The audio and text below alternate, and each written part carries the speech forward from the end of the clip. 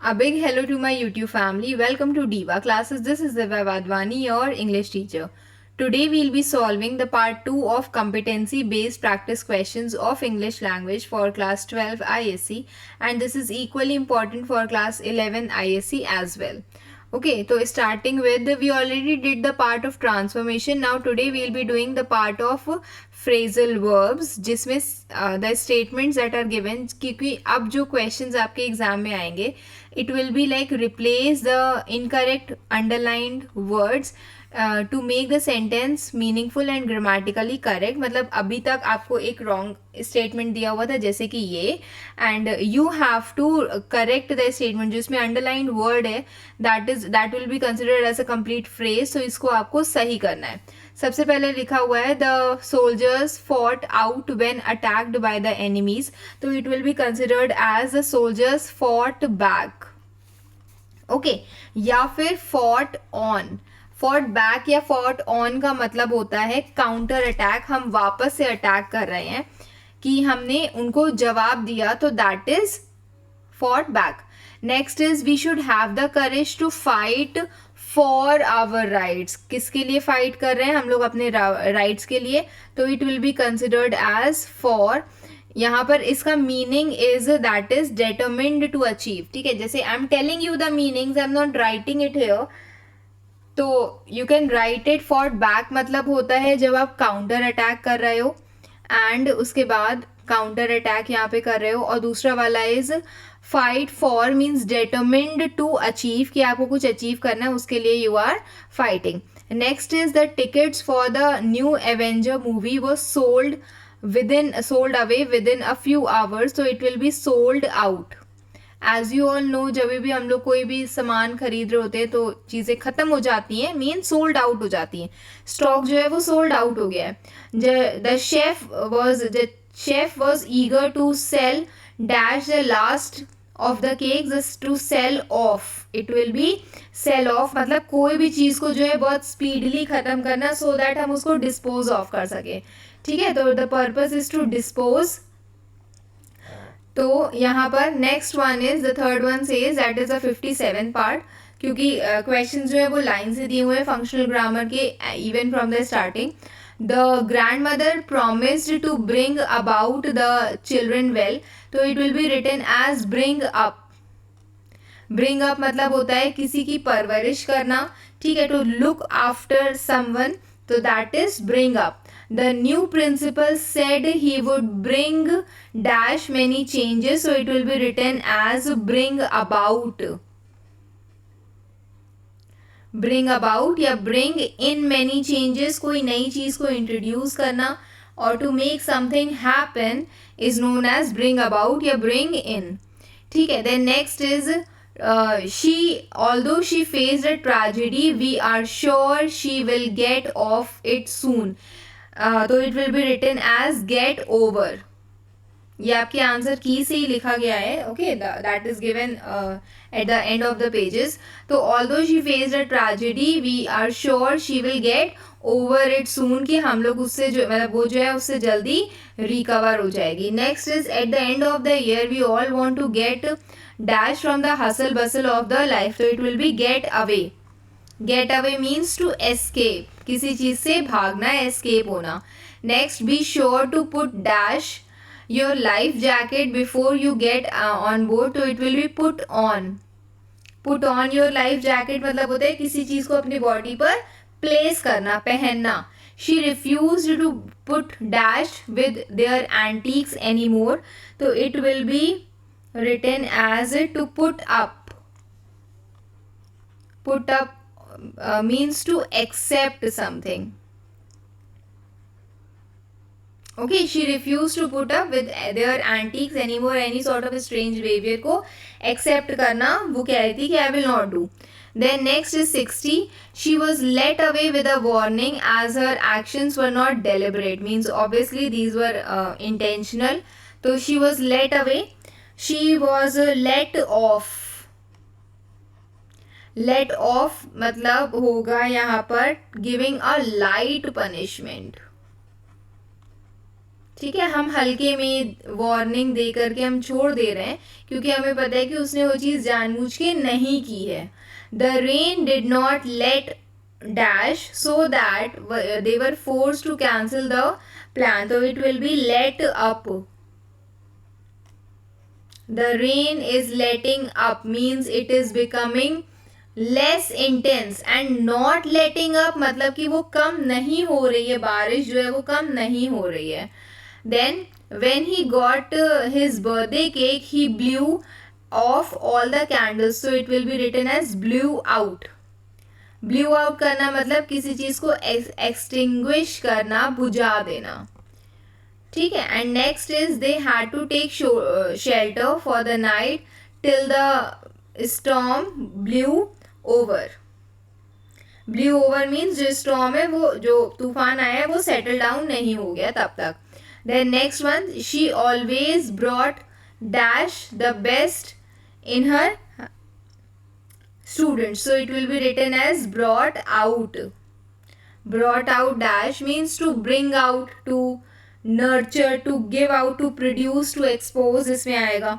Then next is the guests were cautioned not to bring up the sensitive topic. एक हमने bring up ऊपर पढ़ा था जिसका मतलब होता है to take care, to look after someone. एक यहाँ पर आता है the guest were caution not to bring up the sensitive topic, मतलब किसी भी टॉपिक को डिस्कशन के लिए ओपन अप नहीं करना है. Then their plans fell off due to disagreements in the team. तो it will be written as their plans fell through. ठीक है, फेल थ्रू का मतलब हो जाएगा द प्लान जो है वो फेल हो गए. फिर next is they have not spoken to each other since they had fallen away many years ago. तो fallen away will be written as fallen out. Fallen out means कि उन्होंने argue किया था, लड़ाई की थी कुछ समय पहले, तो इसीलिए now they have not spoken to each other. Then next is the boy takes over his father in every way. तो takes over will be written as take after. Take after हाँ, take after means होता है कि हम उनके जैसे ही resemble कर रहे हैं in any way. जैसे हमारे पेरेंट्स हैं हम वैसे ही resemble कर रहे हैं. तो the boy takes after his father in every way. I took on swimming quicker than my parents thought I would. तो it will be I took to swimming. To मतलब कि कोई चीज़ है जो हम बहुत जल्दी सीख गए हैं as compare to what my parents thought I will be doing, उससे ज़्यादा जल्दी हम उसको सीख गए हैं. The lyrics had been put for music. तो it will be written as the lyrics were put to music. Put to मतलब कि लिरिक्स को जो है वो हमने म्यूजिक में ढाल दिया, उसका इस्तेमाल कर लिया म्यूजिक बनाने में. His indifferent attitude has put us in. तो it will be put off, मतलब हमें भी लेस एंथुजियास्टिक बना दिया है. इनका जो इनडिफरेंट एटीट्यूड है उसके कारण we are also not interested, not excited about anything. Then next is the disgraced minister fell for power. तो it will be written as fell from. From मतलब उसको वहां से क्या कर दिया गया, रिमूव कर दिया गया. New year's day falls in Tuesday this year. तो it will be written as falls on. ठीक है, इस दिन पड़ा, न्यू ईयर का डे जो है वो ट्यूजडे को पड़ा इस साल. Falls on. Then the candidate's name was struck away the rolls on his request. It will be written as struck off. yes 67 it will be struck off कि उसका नेम जो है वो रिमूव कर दिया गया उसकी खुद की रिक्वेस्ट पे. I was struck dash the startling resemblance between the mother and the daughter. I was struck by means the person was impressed by the startling. mother और daughter के बीच में same resemblance एक जैसी दिख रही थी वो, इसीलिए I was struck by, I was impressed. The judge was bowled away by the talent of the students at the fest. So it will be written as bowled over. Bowled over means greatly surprised or impressed by something. So the judges were bowled over. ठीक है. Then the player was declared as bowled dash by the umpire. So it will be written as bowled out. मतलब now the person won't be doing batting. अब वो game से बाहर हो गया है. And it was given by the umpire itself. Then Manya was able to deal away the delicate situation. So it will be written as Manya was able to deal with. Situation से deal करना मतलब to deal with the situation. Mister Lakhmani deals in antiques. हम सामान में अगर deal करें we will be writing this antiques and curios. And अगर हम लोग किसी पर्सन से किसी सिचुएशन से डील करें तो with will be used. And then Vansh keeps putting on going to the dentist. तो it will be written as Vansh keeps putting off going to the dentist. ठीक है. हर चीज को पोस्टपोन कर रहा है, टाल रहा है. That is putting off. They offer to put us in for the night when we visited their city. तो it will be written as put up. Put up means होगा टू टॉलरेट, कि मतलब for the day we went to the place, to that particular place, तो they were tolerating us. Next is it's a good idea to back on your files onto a memory stick. तो obviously it will be back up. ठीक है. Backup, जैसे आप लोग किसी भी चीज का बैकअप लेकर के चलते हो in your mobile phones also, that is backup. He lost confidence and backed off, here it is written to off the deal at the last minute. तो it will be written as 71. It will be backed out of the deal. मतलब किसी चीज से आप छूट गए हो, पीछे आपने छुड़वा लिया है, विड्रॉ कर लिया है, कोई कमिटमेंट दिया और उसके बाद you are just backing out from that particular thing. फिर next is it was cloudy since morning but the sun finally broke through the clouds at the noon. Through the clouds मतलब कि रास्ता बनाते हुए, क्लाउड से रास्ता बनाते हुए, just sun just came out, popped up.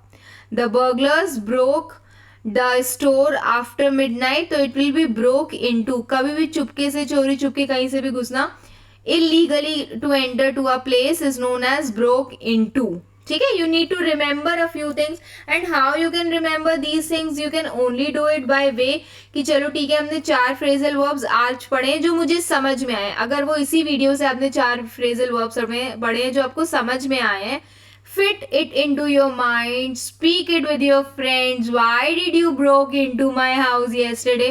ठीक है. ऐसे उसको conversation में you will bring it, तो definitely you will remember these things the day it comes to your exam. It is time to fight dash street crime. तो it will be fight against. किसी चीज के खिलाफ लड़ना is obviously against, आप उसको oppose कर रहे हो. He was hurt while trying to fight away the robbers, to fight off the robbers. खुद को defend करना from these people, defend oneself. The doctors think she will pull through.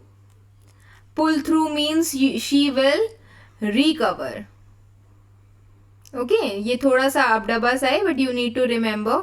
No one expected him to pull on a trick like that. तो it will be written as pull off. Pull off means to succeed. No one expected कि वो ऐसी ट्रिक लेकर के आएगा and he will be succeeded.